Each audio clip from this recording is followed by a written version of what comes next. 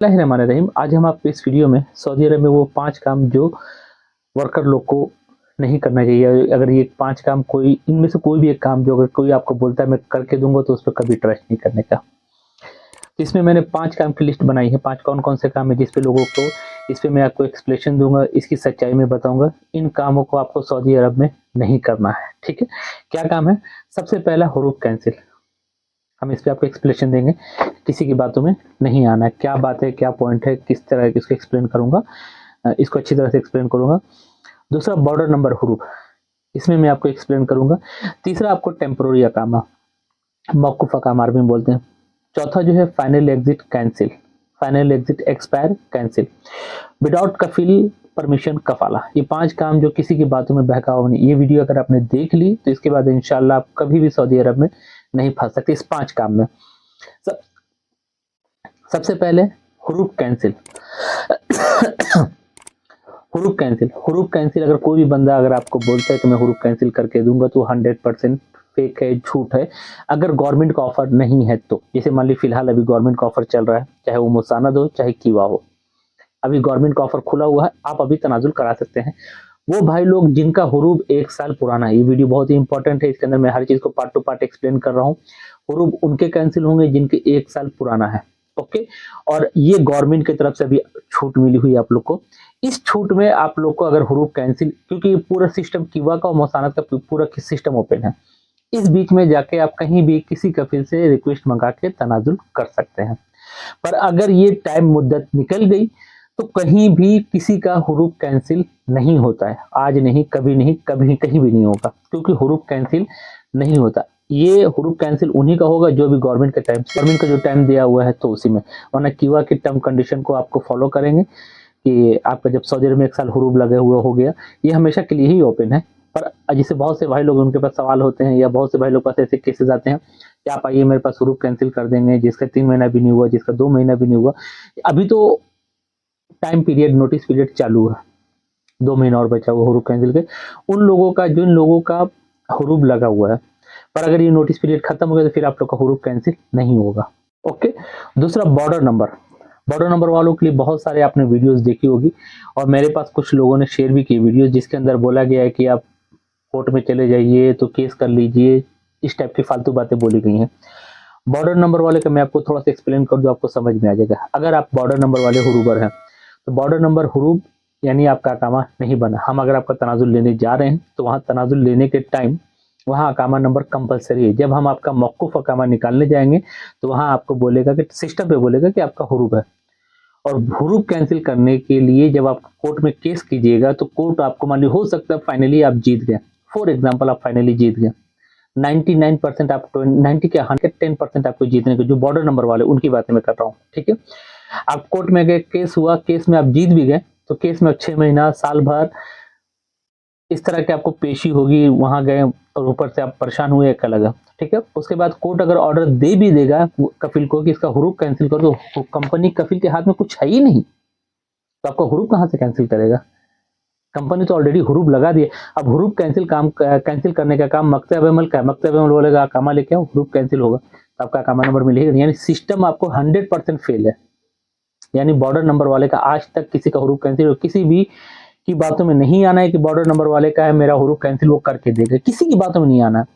ये सरासर फ्रॉड है। बॉर्डर नंबर वाले का आज तक किसी का हुरूफ कैंसिल नहीं हुआ जब से सऊदी अरब में हुरूफ का कानून बना है। तो बॉर्डर नंबर वालों के लिए बस एक ही रास्ता होता है कि जहां काम मिले करते रहो, एग्जिट लगाओ, घर जाओ। टेम्पोररी अकामा, टेम्पोररी अकामा नंबर किसको मिलता है? जिसे बहुत से भाई लोग हैं जो बोलते हैं कि आपको अगर 10 दिन हुआ तो मैं टेम्पोररी मौकूफ अकामा निकाल के दे दूंगा। या बहुत से भाई लोग हैं जिनके पास मेरे पास जो केसेस आए हैं कि टेम्पोररी अकामा नंबर आप मुझसे कांटेक्ट कीजिए, मैं आपको निकाल के देता हूँ, ठीक है ना, हुरूफ है तो भी। ये सरासर फ्रॉड है। टेम्पोररी अकामा नंबर किसको मिलता है, मैं इस पर थोड़ा एक्सप्लेन कर दूं, आपको समझ में आ जाएगा।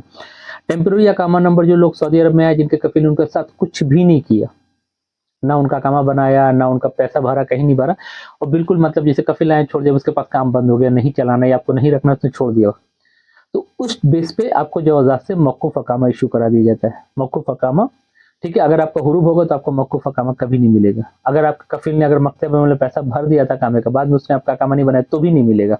इस शर्त पे भी नहीं।